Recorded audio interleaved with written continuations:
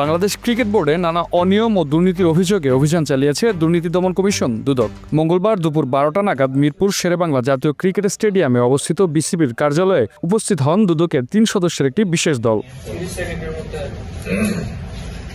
বিসিবিতে প্রায় 1.5 ঘন্টার অভিযান পরিচালনার পর সংবাদ সম্মেলনে দুদক জানায় তারা 3টি অভিযোগ পাওয়ায় এই অভিযান পরিচালনা করেছেন। এর মধ্যে 2টি অভিযোগ হলো বিপিএল এর প্রথম 10 আসরে টিকিট বিক্রির আয়ে অসঙ্গতি, অন্যটি হলো মুজিব শতবর্ষ আয়োজনে বিসিবির অর্থ আত্মসাৎ। অভিযান শেষে সাংবাদিকদের সঙ্গে কথা বলেন দুদকের সহকারী পরিচালক।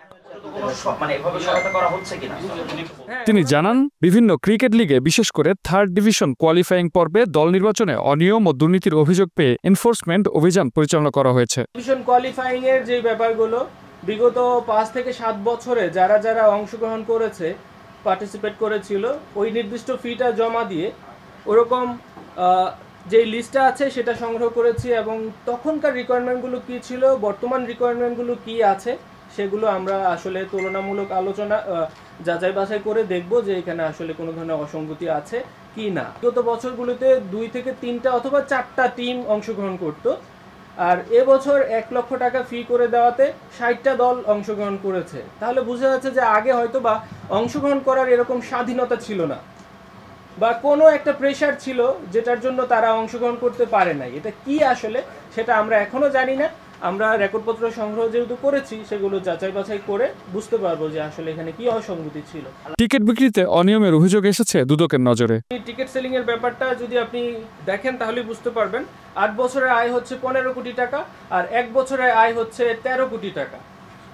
এবং সেটা কেন হলো যে আগে আমরা এখান থেকে যে তথ্য পেলাম যে আগে নির্দিষ্ট একটা অ্যামাউন্ট নিয়ে একটা এগ্রিমেন্ট করা হতো, বিভিন্ন কোম্পানির সাথে চুক্তি হতো, ওই এগ্রিমেন্ট অনুযায়ী তারা টিকিট সেল করতো এবং হয়তোবা নির্দিষ্ট একটা অ্যামাউন্ট বিসিবিকে দিত যেটা তাদের আয় হিসেবে গণ্য হতো। কিন্তু বিসিবি লাস্ট 3-4টা আসর নিজেরাই হচ্ছে টিকিট সেল করছে এবং আমরা 11তম আসরে দেখলাম যে 13 কোটি টাকা আয় হয়েছে।